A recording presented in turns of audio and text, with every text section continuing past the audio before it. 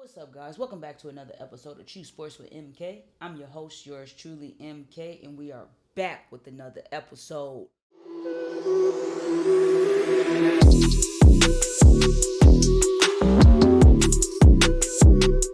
How y'all feeling today? I know if you guys are in Michigan, you guys are P the F off because of all the snow and ice that we got, but don't worry, y'all. It's gonna be gone hopefully by February, but you never know, you feel me?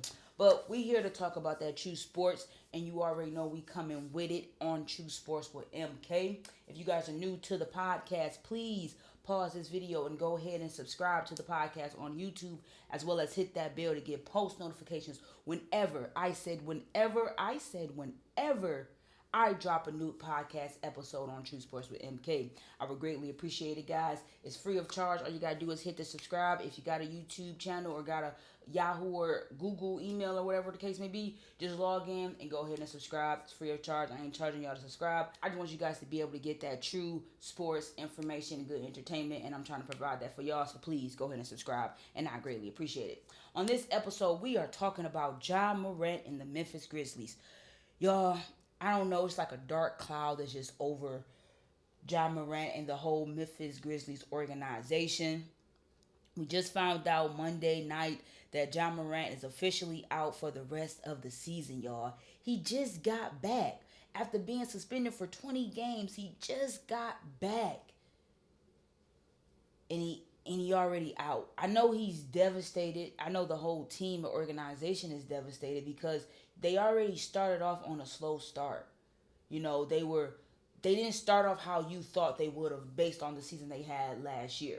You know, they were that talk. They was a playoff caliber team. They were in at least the top six rankings on the Western Conference. So everyone had high hopes, but knowing that Ja Morant was going to miss 20 of the first games of the season, everyone kind of didn't think that, they were going to go far or do a lot, but they didn't think they were going to suck and fail like this. You feel me? And hearing that gut rich news about Ja Morant, I know it just made him feel even worse, but let's just go ahead and get right into it. Saturday, they had practice, training session, and Ja Morant suffered an injury to his right shoulder. You know, everyone thought it was going to be okay. He missed the Sunday game against Phoenix, where the Memphis Grizzlies did a great show out. They won against the Phoenix in a good, huge win. You know, because the Phoenix Suns, they're a good team. Got Kevin Durant, they got Booker, they got Bradley Beal. So that's a triple threat, you know. And without having Ja Morant, everyone thought Phoenix was going to win that one. But the Memphis Grizzlies came out on top with that win. But then, as soon as that game was over Monday, they got the news that Ja Morant was going to be out for the rest of the season.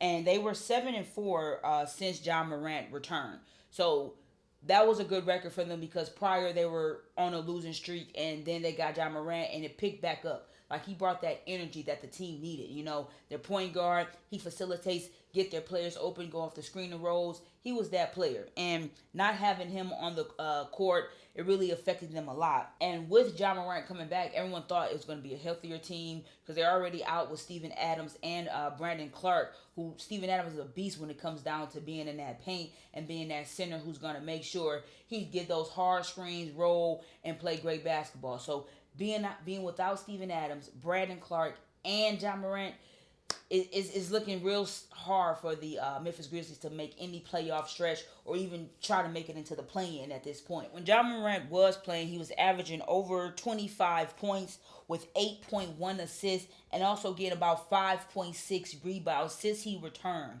So you already seen those numbers. You knew he was in beast mode. You knew he was coming to play. He missed the game and he came back like he never left. But with this injury, it does affect how the Memphis Grizzlies will move forward throughout the rest of the season. They could potentially get the number one draft pick if they do not make it far this season. Now, with having Desmond Bane as well as Jaren Jackson, who are all-star players, they could potentially get them in that play-in and possibly do a good stretch. But I honestly do not feel like the Memphis Grizzlies will make it as far as they did last year. Like that's not the same team that we saw last year. And I feel like everyone has to realize that and understand that This year it may not be Memphis Grizzlies time like it was last year with having John Morant. It may not be that time, but they have until January 15th, which I believe is this upcoming Monday, to file for disabled player exception. Now, with the DPE, it can be used for the Grizzlies to sign a player to a 1 year deal or acquire a player that has an expiring contract. Now, this is something that is big because they also have Steven Adams, who also has that DPE available too, but they have not used that. So they have until January 15th to use that, but they can only use one. So 9 times out of 10, they may do it for John Morant and use his to get a player on the team, because right now they can't do it by themselves. Like, they just played last night against the Clippers. That was a close game. Like, I can honestly say that they were playing great basketball, the Memphis Grizzlies, against the Clippers. But Desmond Bane did leave that game with an injury, so we gotta stay updated with that, because without Desmond Bane and just having Jared Jackson, I don't think it's gonna work, y'all. I don't think it's gonna work, because they're already out there big. They're star center. Then Brandon Clarkson, who's a great 3-point shooter, can knock it down if need to be. Without him, they're gonna need somebody else to either handle the ball or that can score.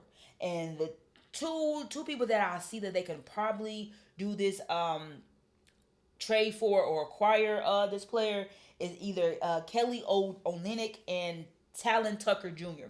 Now, I say them because their contract is expiring soon, and Kelly, he could knock down that three. He could mid range. He has a great scoring ability, as well as Talon Tucker Jr.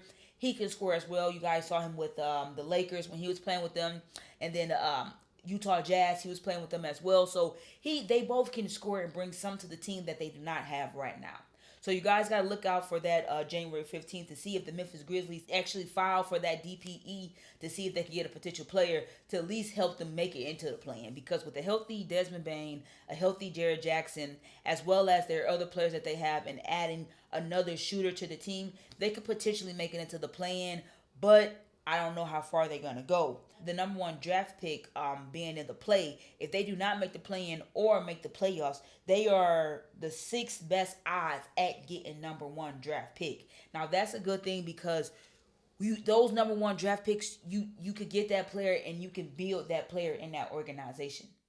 Especially if the number one draft pick is really good and you combine that with John Morant when he comes back healthy, is going to be wonders for the Memphis Grizzlies.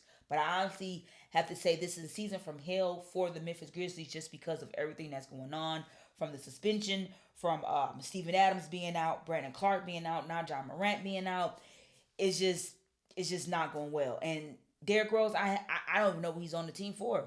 Like, I thought he was going to be the star player that was going to, well, not the star player, but at least come in and be that point guard, do a little something. He still got it in him, but I haven't seen nothing from him either. I don't even know who their backup point guard. I can't think their backup point guard name that's stepping in for John Morant. But I honestly feel like the Memphis Grizzlies did not plan this season out perfectly. They traded Tyson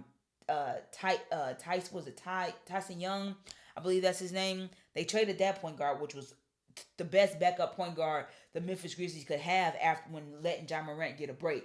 They traded him right when John Morant was being suspended. Like, who is going to be your point guard? You get Derrick Rose. No disrespect to Derrick Rose. I love him to death, but he's not that player no more.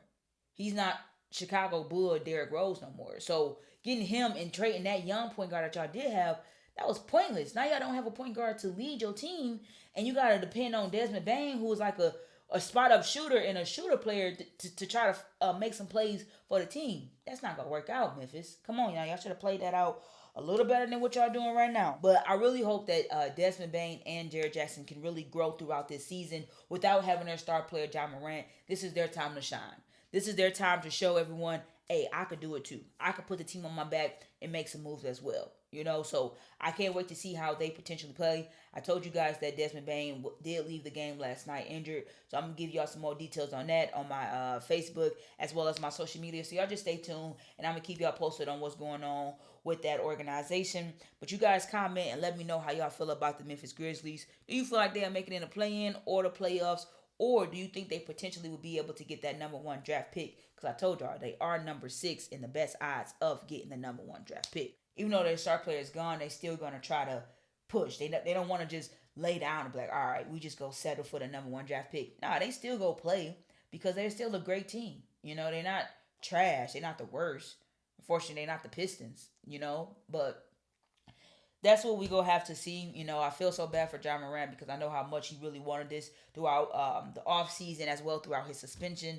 It's just a lot on the kid, and you know, I hope he keep his head up. I hope he comes back healthier, does the recovery well, surgery goes well, and you know, he could be able to come back next season playing better basketball than he ever did. You know, so that's what I have for you guys today. Please, guys, like, comment, and subscribe to the podcast on YouTube. You know, I'm nothing without you guys. So if you guys can please do that for me, I would greatly appreciate it. I told y'all, I'm back. I'm back and I'm better. I dropped last week's episode. This one coming this week. I ain't stopping no more. I'm giving it to y'all. I'm recording this right before I go to work, y'all. That's how determined I am for y'all. You feel me? So I just need y'all to be on my side and have my back and go ahead and hit that subscribe button. That's all the kid need. You feel me? That's all I need. But I'm your host, yours truly, MK, and I'm gonna see y'all in the next episode. Peace. We out.